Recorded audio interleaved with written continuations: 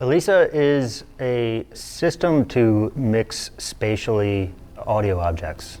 A tool to make the audio seem less like a prop anymore. It's hard to describe.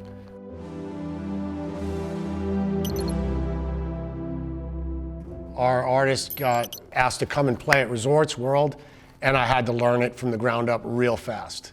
It was quick, and I've been having a great time with it. I think one of the things that immediately impressed me was how easy it was to get a setup and have it be presentable without a lot of work. Got you, yeah. What was your experience? Well, it was a little different. We knew this system was in place and having to learn it real quickly. When we turned it on for the first time in the theater listening to tracks, it landed correctly. We still had an upright piano on stage. That was one of the first, holy moly, like turn the piano up and pan the two mics and it sounds like a piano, which never has happened before in any other rig. You know, you're always like, I gotta tear this thing up. Right? That was a magical moment. You know, what you can get away with Elisa that you can't get away with with left and right, you know? Yeah. Everything was powerful, everything was loud.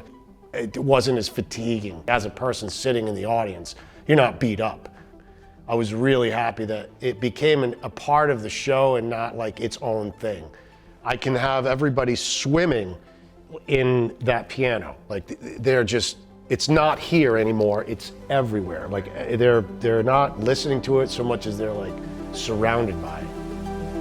I feel like with Elisa you have this global idea of, yes, I want everything on the desk to be an object in Elisa. And I think that as the processor gets more mature, those tools are going to get more powerful and much more usable.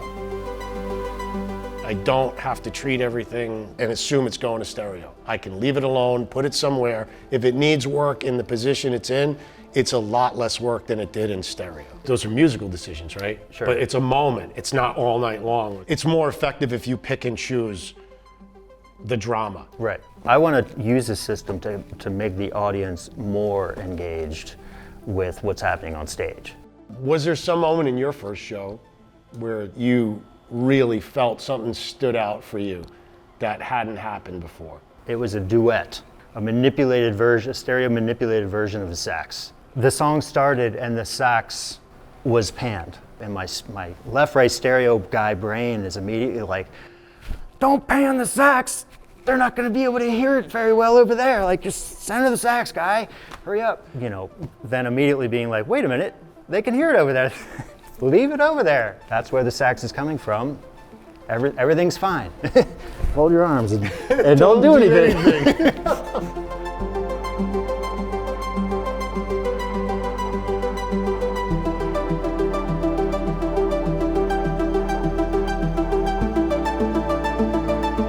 An Elisa Studio is just the Elisa processor running on your laptop, which is incredibly handy. If you have your playback, you can fire it up in Elisa Studio in headphones and make an Elisa mix. You can put your speaker design in for wherever you're going to, and move your point of reference that you're listening to around so you can get an idea of what it sounds like in different parts of the theater. You can do this in the comfort of your basement in your underwear, which is lovely. Scary, but cool.